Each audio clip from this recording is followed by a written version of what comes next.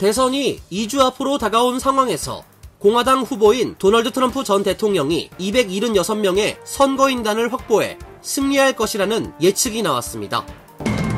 미국에서 지난 70년 동안 총 231명의 한인 선출직 정치인이 배출된 것으로 나타났습니다.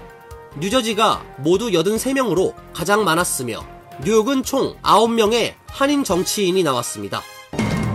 내년부터 약국에서 판매하는 콘돔, 사후 피임약 등도 의료보험 보장 대상에 포함돼 여성들이 사실상 이를 무료로 이용할 수 있게 됩니다. 온라인에서 미성년자를 유인해 성관계를 맺으려던 40대 한인 남성 변호사에게 징역 10년의 중형이 내려졌습니다. 뉴저지주가 향후 10년 동안 각 타운이 의무적으로 공급해야 하는 저소득층 주택이 총 15만 채에 달하는 것으로 발표됐습니다. 팰리세이즈 팍은 554채, 포트리는 623채를 의무 공급해야 합니다. 이상은 오늘의 주요 뉴스입니다. 시청자 여러분 안녕하십니까? KBN 뉴스입니다. 대선이 2주 앞으로 다가온 상황에서 공화당 후보인 도널드 트럼프 전 대통령이 276명의 선거인단을 확보해 승리할 것이란 예측이 나왔습니다. 시사 주간지 이코노미스트는 미국 대선 결과 예측 모델에서 트럼프 전 대통령은 538명의 선거인단 중 과반을 확보하는 것으로 나타났다고 보도했습니다. 카멀라 해리스 부통령은 262명의 선거인단을 확보하는 데 그칠 것으로 예측됐습니다. 또한 트럼프 전 대통령의 당선 확률은 54%, 해리스 부통령의 당선 확률은 45%로 나타났습니다. 이코노미스트의 예측 모델에서 트럼프 전 대통령의 당선 확률이 해리스 부통령보다 높게 나타난 것은 지난 8월 초 이후 2개월 만입니다. 컬럼비아대와 함께 개발한 이코노미스트의 선거 예측 모델은 각 주 단위의 여론조사에 해당 지역의 경제 통계와 과거 선거 결과, 인구 특성 등 외부 요인을 추가해 시뮬레이션 하는 방식입니다. 10월 19일 현재 이코노미스트가 집계한 전국 여론조사의 평균은 해리스 부통령이 49%로 트럼프 전 대통령 47%에 앞서 있습니다. 그러나 각 주의 경제 상황 등 유권자의 선택에 영향을 미칠 수 있는 변수까지 감안할 경우 실제 선거에서는 트럼프 전 대통령이 승리할 가능성이 높다는 것입니다. 이 모델에 따르면 초박빙 구도가 이어지는 7개 경합주에서 트럼프 전 대통령의 승리 확률이 상대적으로 높았습니다. 트럼프 전 대통령은 경합주 중 가장 많은 선거인단이 배정된 펜실베니아를 비롯해 위스콘신과 노스캐롤라이나, 조지아, 애리조나에서 해리스 부통령에 앞서는 것으로 나타났습니다. 이에 비해 해리스 부통령은 미시간과 네바다에서만 트럼프 전 대통령에게 앞섰습니다. 경합주 중에서 가장 많은 19명의 선거인단이 배정된 펜실베니아의 중요성은 다시 한번 수치로 입증됐습니다. 이코노미스트의 분석에 따르면 해리스 부통령이 펜실베니아를 트럼프 전 대통령에게 내줄 경우 대선에서 승리할 확률은 13%에 불과합니다. 트럼프 전 대통령의 경우에도 펜실베니아에서 패배한다면 대선 승리 확률은 10%로 내려갑니다. 전통적으로 민주당 지지세가 강한 라틴계 유권자들 사이에서 카멀라 해리스 부통령보다 도널드 트럼프 전 대통령에 대한 선호도가 더 높다는 여론조사 결과가 나왔습니다. 반면 아시아계 유권자는 여전히 민주당 해리스를 더 선호했습니다. USA 투데이가 서포크대와 함께 지난 14에서 18일 전화를 통해 투표할 의사가 있는 유권자 1000명을 조사한 결과 응답자 중 라틴계 유권자의 49%가 트럼프 후보를, 38%가 해리스 후보를 지지한다고 답했습니다. 전통적으로 라틴계 유권자들은 민주당을 지지하는 경향이 강한 점을 감안하면 이례적인 결과입니다. 2020년 대선에서도 라틴계 유권자의 65%가 민주당 후보인 조 바이든 대통령을 선택했고 트럼프 후보를 선택한 것은 32%에 그쳤습니다. 뿐만 아니라 흑인 유권자 사이에서도 민주당 후보에 대한 지지세가 약화된 것으로 나타났습니다. 이번 조사에 참여한 흑인 유권자들은 72%가 해리스 후보를, 17%가 트럼프 후보를 지지한다고 답했습니다. 큰 격차지만 흑인 유권자들의 통상적인 민주당 지지세보다는 낮은 수준이라고 신문은 평가했습니다. 반면 아시안 유권자는 민주당 해리스 부통령을 압도적으로 지지하는 것으로 나타났습니다. 시카고 대학 NORC 연구기관이 지난달 실시한 설문조사에 따르면 아시아계 미국인과 태평양 섬 주민 유권자의 66%가 해리스에게 투표할 계획이라고 밝혔습니다. 공화당 후보 도널드 트럼프 전 대통령은 28%에 그쳤습니다. 비영리단체 APIA 보트는 NORC 설문조사 보고서에서 이번 선거에서 아시아계 유권자는 1,500만 명으로 전체 유권자의 약 6%를 차지할 것으로 예상된다고 분석했습니다. 미국에서 지난 70년 동안 총 231명의 한인 선출직 정치인이 배출된 것으로 나타났습니다. 뉴저지가 모두 83명으로 가장 많았으며 뉴욕은 총 9명의 한인 정치인이 나왔습니다. 보도에 김태희 기자입니다. 비영리기관 코리안 아메리칸 인스티튜트가 최근 발표한 미주 한인 정치인 영감에 따르면 지난 1954년 이후 지난 70년간 선출직으로 활동한 한인은 모두 231명으로 집계됐습니다. 미국 최초의 한인 선출직은 지난 1954년 하와이 주의원으로 당선된 필립 민 씨입니다. 이어 알프레드 호윤송 씨가 1960년 캘리포니아 몬터레이팍 시의원에 당선됐으며 1963년 아시아계 미국인으로는 최초로 캘리포니아 주 하원 의원에 당선됐고 1967년에는 캘리포니아주 상원 의원에 뽑히는 등 한인 선출직 정치인의 선구자 역할을 했습니다. 한인 첫 연방 하원 의원 역시 캘리포니아에서 나왔습니다. 지난 1993년부터 1999년까지 활동한 김창준 전 의원입니다. 뉴욕과 뉴저지에서는 1995년 뉴저지 팰리세이스 파크 교육위원에 뽑힌 제이슨 김 현 펠팍 시의원이 최초의 한인 선출직입니다. 이후 뉴저지에서는 연방의원과 주의원, 타운의 시장과 시의원, 교육위원 등의 모두 83명이 당선돼 가장 많은 한인 선출직을 배출한 지역이 됐습니다. 현직 연방 하원 의원으로 상원에 도전하고 있는 앤디 김 의원이 오는 11월 선거에서 승리하면 한인 최초 연방 상원 의원이 됩니다. 뉴욕주에서는 2013년 한인 최초의 뉴욕주 하원 의원으로 취임한 롱 김 의원을 시작으로 현재까지 9명의 한인이 선출직 정치인으로 공직에 올랐습니다.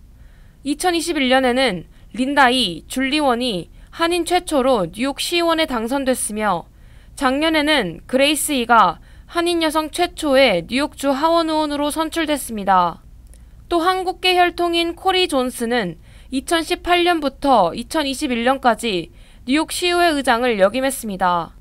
KAI 미주 한인 정치인 영감에는 2023년까지 각 지역별 한인 선출직의 이름과 직책, 재임 기간, 사진 등이 수록돼 있습니다.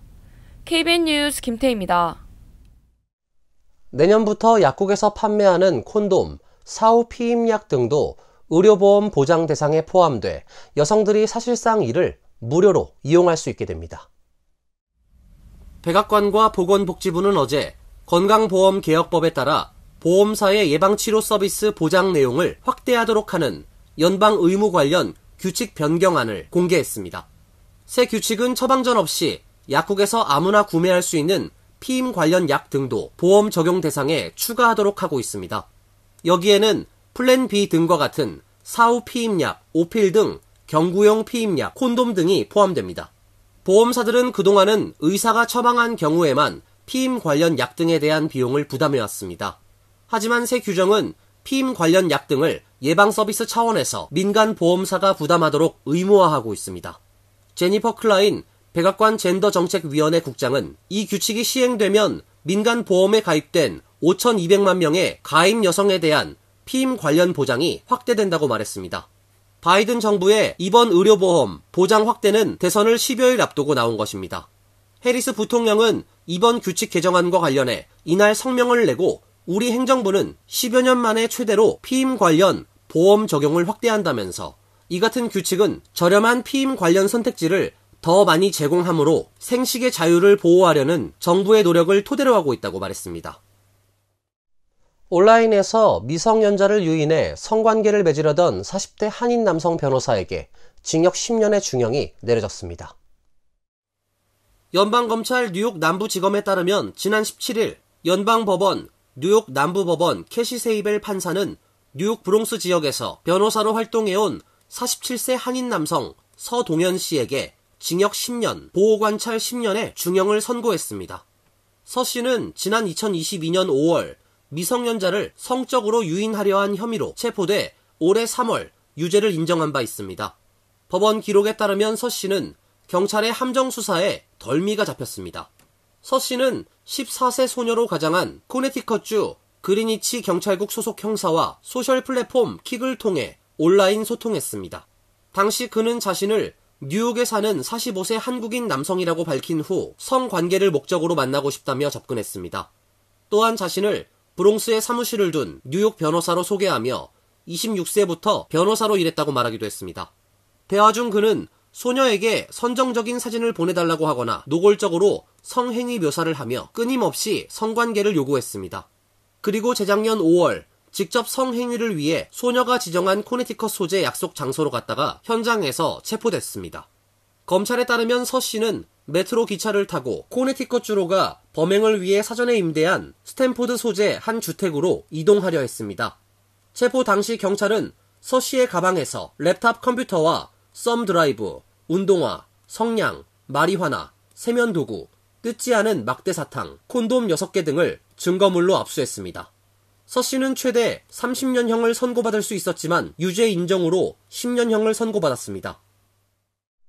의사를 사칭해 영주권 취득을 알선한다며 40억대 사기 행각을 벌인 한인에 대해 한국 법원이 추가 징역형을 선고했습니다. 광주지법 형사 10일 단독 김성준 부장판사는 사기 혐의로 기소된 재미 한인 A씨에 대해 징역 1년 6개월을 선고했다고 21일 밝혔습니다. 이에 앞서 A씨는 지난 5월 법원으로부터 사기 혐의로 징역 9년을 선고받은 바 있습니다. 일명 제니퍼 정이라는 이름으로 활동한 A씨는 자녀 유학이나 미국 영주권 취득 명목으로 피해자 4명으로부터 한화 41억 여원을 편취한 혐의로 기소됐고 여동생 B씨는 6억 여원을 받은 혐의를 받고 있습니다.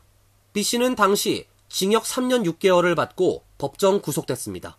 반면 이후에도 피해자들의 추가 고소, 고발이 이어지면서 A씨에 대한 추가 재판이 진행됐습니다. 재판부는 A씨는 취업이민, 교환학생, 질병치료 등에 도움을 주겠다고 속여 범행을 저질러 죄질이 매우 나쁘다며 피해의 상당 부분이 회복되지 않았고 피해자들로부터 용서받지도 못했다고 판시했습니다. A씨는 피해자들의 자녀 미국 유학을 노려 자신의 회사에 투자하면 투자 이민으로 미국 영주권을 획득할 수 있고 교환학생 신분으로 가기에도 용이하다며 속여 거액을 받은 뒤 사치품 구매나 빚을 갚는 데 사용했습니다. 뉴저지주가 향후 10년 동안 각 타운이 의무적으로 공급해야 하는 저소득층 주택이 총 15만 채에 달하는 것으로 발표됐습니다. 팰리세이즈 팍은 554채, 포트리는 623채를 의무 공급해야 합니다. 뉴저지주는 향후 10년 이내 저소득층 주택 공급을 위한 신규 건물 개발 또는 기존 건물 리모델링 등을 허용해야 합니다.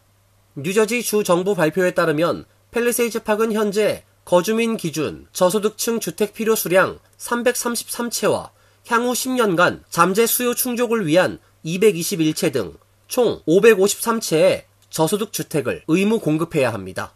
포트리의 경우 현재 수요 충족을 위해 241채, 향후 10년간 잠재 수요 충족을 위해 382채 등 총 623채의 저소득층 주택 공급 의무 수량이 제시됐습니다. 이 밖에 테너플라이 총 365채, 잉그루드 클립스 329채, 에지워러 301채 등 뉴저지의 거의 모든 한인 밀집 타운에 저소득층을 위한 주택 공급 수량이 책정됐습니다. 주 전체적으로는 총 564개 타운에 총 15만 채 이상의 저소득층 주택 공급이 의무화됩니다. 뉴저지주 커뮤니티 페어국은 빈 토지와 가구당 중간소득 등의 요인을 고려해 각 타운별 요구 수량을 산출했다고 설명했습니다. 법률에 따라 각 타운 정부는 내년 1월까지 주 정부가 제시한 수량에 동의하거나 이에 불복할 경우 자체적으로 계산한 수치를 제시해야 합니다. 예를 들어 타운 정부는 하수도 용량 부족 등을 입증할 수 있을 경우 주 정부가 제시한 수량보다 아파트 공급 수량을 축소할 수 있습니다. 하지만 주민이나 개발업자, 저소득층 아파트 공급 옹호기관 등은 각 타운 정부가 산출한 수량에 대해 이의를 제기할 수 있고 협상을 통해 내년 6월 30일까지는 최종 기준이 확정되어야 합니다. 그러나 현재 최소 20개 이상의 타운 정부들이 소송을 제기한 상태입니다. 해당 법률은 저소득층 아파트 제공 확대를 명분으로 난개발을 야기해 지역 납세자들에게 감당하기 힘든 부담을 안긴다는 이유입니다. 미국 지질조사소의 연구자와 아칸소 주 정부가 배터리 제조의 핵심 재료인 리튬이 아칸소주 스메고버 지층의 지하 소금물 저수지에 대량 함유돼 있음을 발견했다고 발표했습니다. 뉴욕타임스에 따르면 연구자들은 실험과 머신러닝의 도움으로 500만에서 1900만 톤 상당의 리튬이 있을 것으로 판정했습니다. 이는 전 세계 리튬 수요를 감당하고도 남는 양입니다. 엑슨모빌 등 기업들이 아칸소주에서 리튬 생산을 추진하고 있습니다. 이 지역 염수에서 리튬을 생산할 수 있으려면 새로운 추출 기법이 개발돼야 합니다. 엑슨 등 기업들은 기존 추출법보다 비용이 더 많이 드는 직접 추출법을 사용한 생산을 추진하고 있습니다. 텍사스와 플로리다주에 걸쳐 있는 스맥오버 지층은 석유와 천연가스 등 천연자원 생산의 보고입니다. 연방정부와 아칸소주 정부는 이들 자원의 채굴 과정에서 유출되는 대량의 소금물에서 리튬을 생산하도록 기업들을 장려해왔습니다. 엑슨모빌은 최근 아칸소주에서 시험 시추를 했으며 경쟁력 있는 가격에 리튬을 생산할 수 있는지를 평가하고 있습니다. 엑슨은 오는 2027년부터 생산을 시작해 2030년이면 연 100만 대 이상 분량의 전기 자동차 배터리용 리튬을 공급할 수 있을 것으로 예상한다고 밝혔습니다. 미국 지질조사소 연구원들은 캘리포니아주 남부 셀튼시 등지에서도 대규모 리튬 생산을 모색해왔습니다. 이곳에선 버크셔 해서웨이 에너지 등이 지하 1200m에서 끌어올려 지열 발전소에서 사용하는 뜨거운 지하수에서 리튬을 추출하는 방법을 개발하고 있습니다. 이어서 간추린 소식입니다. 애틀랜타 소재 조지아주 청사에서 한복의 날 기념식이 열렸습니다. 기념식에서는 한국계인 메릴린 스트리클런드 연방 하원 의원과 샘박 조지아주 주 하원 의원, 서상표 애틀랜타 주재 한국 총영사 등 한미 정관계 인사들과 현지 한인들이 한복을 차려입고 한국의 멋을 뽐냈습니다. 2021년 연방 하원 의원 취임 선서 당시 한복을 입어 화제를 모은 스트리클런드 의원은 이 자리에서 취임식 때 한복을 입은 것은 당시 미국에서 유행하던 반아시안 혐오 범죄에 대항하려는 의도도 있었다고 말했습니다. 앞서 조지아주 하원은 10월 21일을 한복의 날로 공인하는 결의안을 통과시켰습니다. 지난 20일 오후 2시 30분께 뉴멕시코주 라스크루스 공항에서 열린 항공우주 박람회에서 고개 비행을 하던 경비행기가 추락했습니다. 이 사고로 비행기를 조종하던 찰스 토마스 척 콜맨이 사망했습니다. 콜맨은 수백 개의 에어쇼에서 3,000번 이상의 고개 비행 경험이 있는 조종사로 비행 시간만 1만 시간이 넘는 베테랑 조종사입니다. 그는 2022년 영화 탑건 매버릭 출연 배우들을 교육한 것으로도 알려졌습니다. 당시 콜맨은 작중 미 해군 전투기를 탑승해야 하는 배우들을 교육하기 위해 100회 이상의 비행을 함께 했습니다. 콜맨의 비행 추락 사고 이후 에어쇼는 취소됐으며 현지 당국은 추락 경위를 조사하고 있습니다. 워싱턴주 시애틀 인근의 한 주택에서 총격 사건이 발생해 5명이 숨졌습니다. 킹카운티 보안관 사무실 대변인은 21일 새벽 시애틀에서 동쪽으로 약 16km 떨어진 폴시티의 한 주택에서 총격 사건이 발생했다고 밝혔습니다. 대변인에 따르면 이 사건으로 어린이 3명과 성인 2명 등 총 5명이 사망하고 1명이 부상당했습니다. 부상자는 이웃으로부터 응급처치를 받은 후 병원으로 이송됐습니다. 용의자는 15세 남성으로 현장에서 별다른 저항 없이 경찰에 체포됐습니다. 현재 킹카운티 청소년 구금시설에 수감 중입니다. 경찰은 이들이 모두 가족 구성원인 것으로 파악하고 있지만 정확한 관계는 아직 밝혀지지 않았습니다. 보안관 사무실 측은 범행 동기를 파악하고 있다고 밝혔습니다. 이딴 자살 사건으로 임시 폐쇄됐던 맨하탄 허드슨 야드의 관광명소 베슬이 어제 재개장됐습니다. 영국 출신 디자이너 토마스 헤더윅의 설계로 154개의 계단식 오르막길과 80개의 층계참으로 구성된 벌집 모양의 건축물인 베슬은 구조물의 특징 덕분에 2019년 3월 개장 직후 단시간에 관광객들의 주목을 끌었습니다. 그러나 안전에 대한 우려가 제기됐고 2020년 2월 19세 남성을 시작으로 개장 후 18개월 동안 4명이 스스로 목숨을 끊는 사건이 연이어 발생하면서 2021년 1월 폐쇄 결정이 내려졌습니다. 허드슨 야드 대변인은 재개장과 관련 1에서 2층은 기존과 동일하게 전면 개방된 가운데 3층부터 15층까지 매층 주변부에 철제 그물망이 설치됐고 최고층인 16층은 통제 조치했다고 밝혔습니다. 환율과 증권 소식입니다.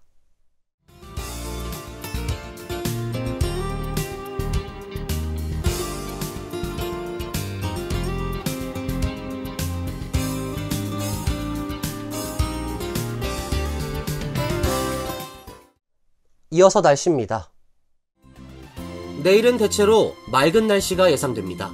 낮 최고 기온 74도, 섭씨 23도, 밤 최저 기온 55도, 섭씨 13도로 예상됩니다.